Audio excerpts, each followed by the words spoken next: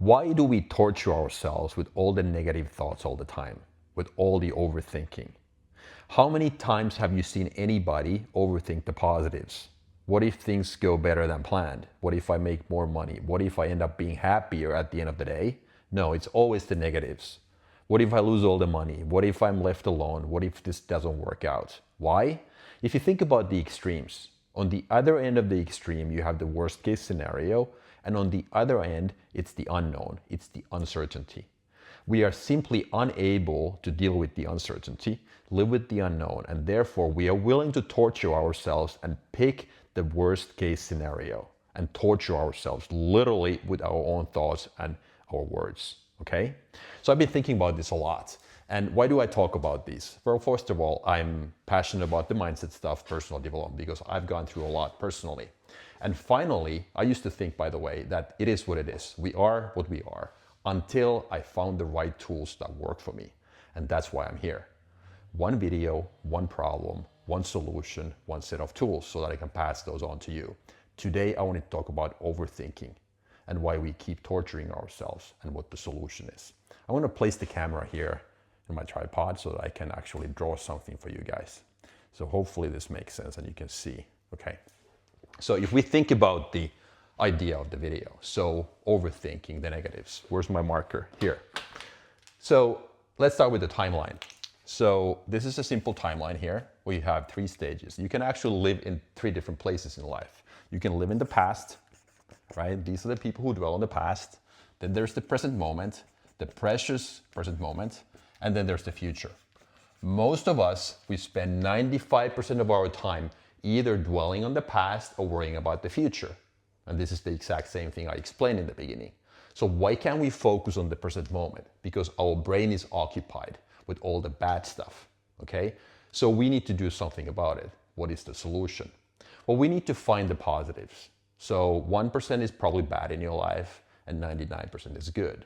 But for some reason, our brain is wired such, it's called negativity bias, by the way, that it finds always the negatives because its job is to keep us alive so that we survive. But we don't need that ability. We actually need the other ability, which is to find the positives.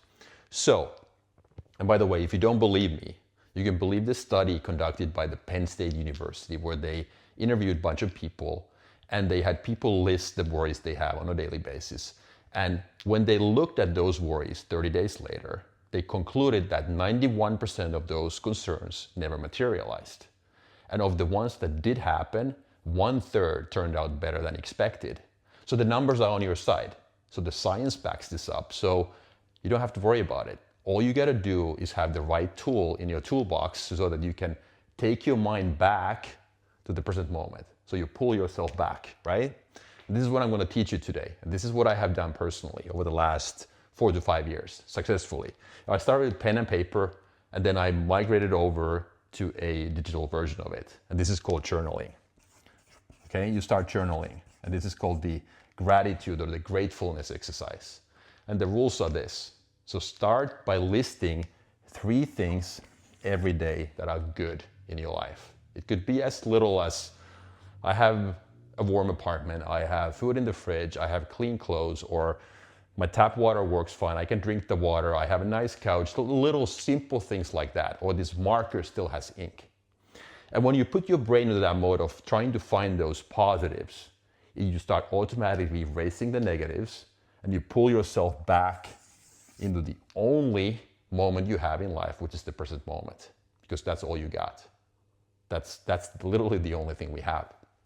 So 3 things every day, you start journaling, write these down, and the most important rule, they have to be different every single day. You can't always write down that your kids are healthy or your dog is still smiling or barking or whatever the thing is. You get the point, right?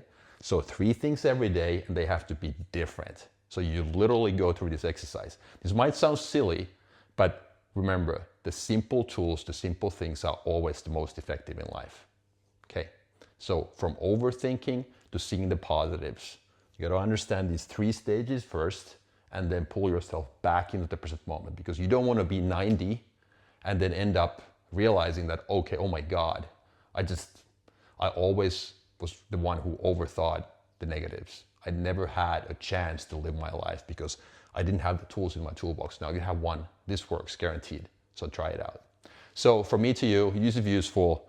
Like I said, my goal is to present one problem, so to say, or challenge, come up with the solution and give you a tool that works in my life for me so that you can try it out as well. So if you like the content, please hit the subscribe and the like buttons. It would mean a lot to me. This is my this is my YouTube channel dedicated to mindset. I was about to say that my real estate channel is the different one, but I got confused. Anyhow, so in the end, and you can, by the way, see these are raw and real. I don't edit this.